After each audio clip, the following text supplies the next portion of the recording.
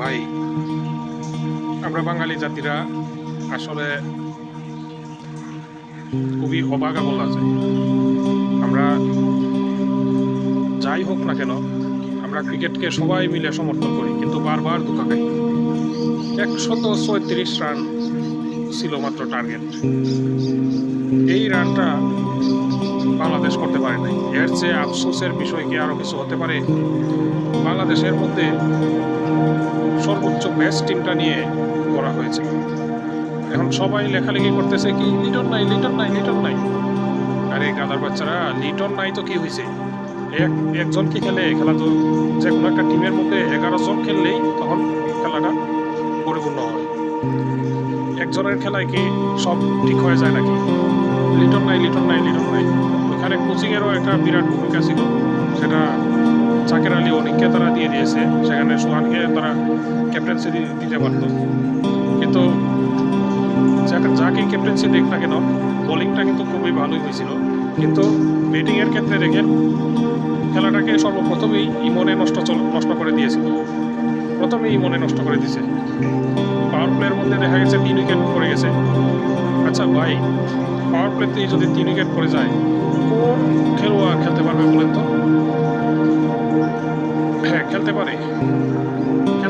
ইন্ডিয়ার খেলোয়াড়রা খেলতে পারে, অস্ট্রেলিয়ানরা খেলতে পারে, ইংল্যান্ড ক্রিকেটও নিচে, ফুটবলও নিচে ট্রফি দাও। কিন্তু আমরা কেন পারি না? আমাদের তো ফুটবলের কোনো ট্রফি নাই। ফুটবল হলেও 128 নম্বরের মতো বলবো না। তাহলে আমরা কেন পারি না ভাই? আমরা কেন পারবো না? পারি ফুটবল, না পারি ক্রিকেট, কোথায় যাবো বলেন? এই মানুষগুলার আত্মত্যাগ। কোথাও গেলেই যে ক্রিকেটারদেরকে দেখবে এরকম করে হুট করে গিয়ে উড়ে পড়ে এত টাকা খরচ করে, আর এই টাকাটা দিয়ে তাদের বেতন দেয়।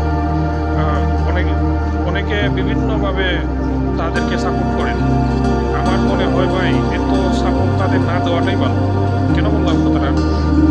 আসলে আমাদের ভালোবাসার জন্য, আমাদের এত সাপোর্টের জন্য, আর আমাদের এত আমরা যে এত গান করি ওদের, এই কারণে তারা মনে করে যে সিরিয়াস হয়ে খেলে না। বুঝতে পারছেন? সিরিয়াস হয়ে পাকিস্তান খেলেছিল, 135 রান করেও তারা জিতে গেছে। আর আমরা যদি সিরিয়াস হয়ে খেলতাম তাহলে আসলে কি বলবো, বুঝছেন? অনেকে বলতেছে যে শুরুতে তারা 100 রানই করতে পারতো না, কিন্তু শেষ দিকে রানটা দিয়ে দিছে। আরে ভাই, রান না দিয়েই দিছে, কিন্তু টার্গেটটা কত? 136 রান টার্গেট। এই রান কি করা যেত না? এরা, আমরা বলি বাঘ, টাইগার, মানুষ হাসাহাসি করতেছে বাঘের টাইগার বলতে, তো ওনার গুরুত্ব দেওয়ার মতো নাই। বুঝতে পারছেন? আপনাদের হাতে দিয়ে দিলাম। আমরা আসলে কী ধরনের টাইগার আপনারা লিখবেন, ম্যাচটা কেন হেরে গেছি সেটাও বলবেন। আসলে ভাই কি বলবো, কিছু বলতে পারতেছি না, ভাষা নাই। বড় বড় কথা শুধুমাত্র আমরা বলতে জানি, বাট জিততে পারি না, বা কোনো একটা ট্রফি আমরা আমাদের হাতে আনতে পারলাম না।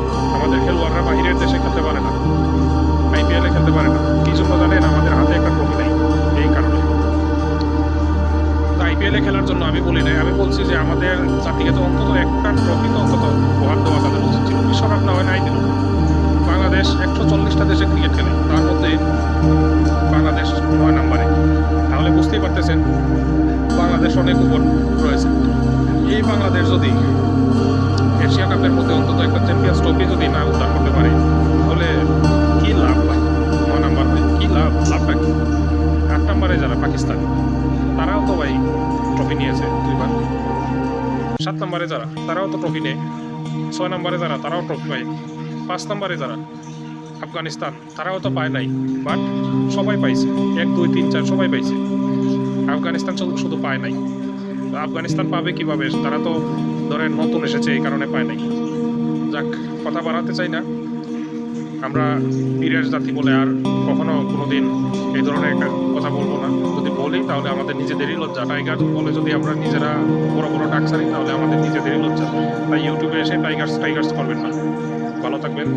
আপনারা আপনাদের মতামত জানিয়ে দেবেন ম্যাচটা আমরা কেন হারলাম, আর ক্যাপ্টেন্সিটা কি কাকে দিলে ভালো হতো। ভালো থাকুন, সুস্থ থাকুন। আসসালামু আলাইকুম।